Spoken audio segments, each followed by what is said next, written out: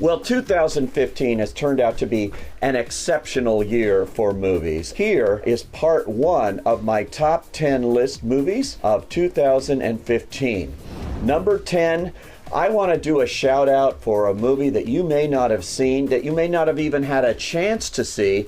It's called Cop Car. It didn't really get much of a theatrical play, but I saw it in a theater and I was bowled over by this from the young director John Watts, who also co-wrote the script. It is a real ride. It's a real thriller about a corrupt cop who leaves his cop car unattended while he is burying a body, and these two young 11-year-old kids come upon this cop car and decide to take it on a joyride. Obviously, he wants to retrieve that car, and how he does it is the crux of this movie, a very tight 90-minute exciting film. What do you say we get you home safe?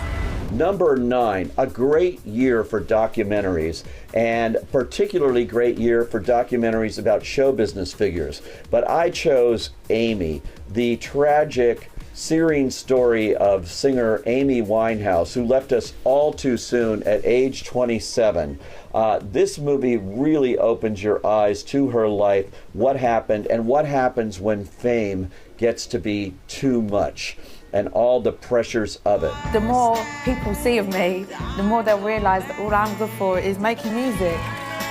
But what it also showed us is what a great loss this is. She's one of the great singers, and this movie from Asif Kapadia, the director, finds a way to really bring it home here without doing talking head interviews and that sort of thing. He got a lot of cooperation from people who knew her, and this movie is absolutely fascinating. Number 8, The Big Short. The Big Short gets my vote for the top 10 movies of the year because it's an almost impossible task for director Adam McKay to pull this off. What he's taken is a very dry but fascinating business book about the financial crisis of 2008 and how a few guys came in and actually bet against the economy of the U.S., bet against the housing boom that was going on at the time, and made a lot of money at the expense of the American people. The housing market is rock solid.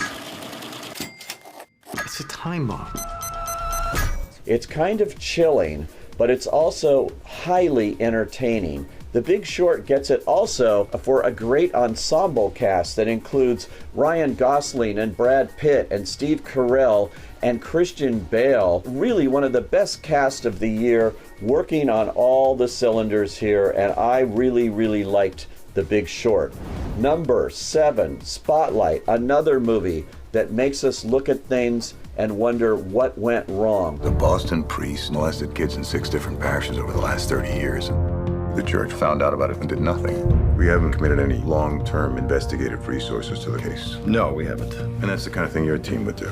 This is the best movie about journalism that I've seen since All the President's Men in 1976. It also has a great ensemble cast like The Big Short: Michael Keaton, Mark Ruffalo, Rachel McAdams, Liev Schreiber. But really, it is a testament to the lost art of investigative journalism, and I hope that it inspires people to get into this profession again and to do what is so important in a free society. And number 6, I'm going to do a little cheat here. These are 2 movies from the animated world this year, Inside Out and Shaun the Sheep movie. I just could not pick between them. Of course, Inside Out from Pixar is a brilliant film about the emotions inside a young 11-year-old girl's head and how they battle with each other from happiness to sadness to joy.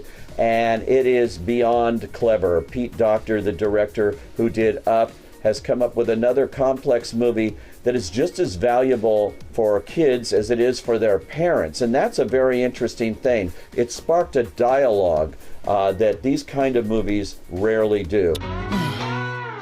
And then I have to say, the most pleasure I got out of any movie this year had to be Shaun the Sheep movie. This is the character we first got to know in the Wallace and Gromit movies from Aardman.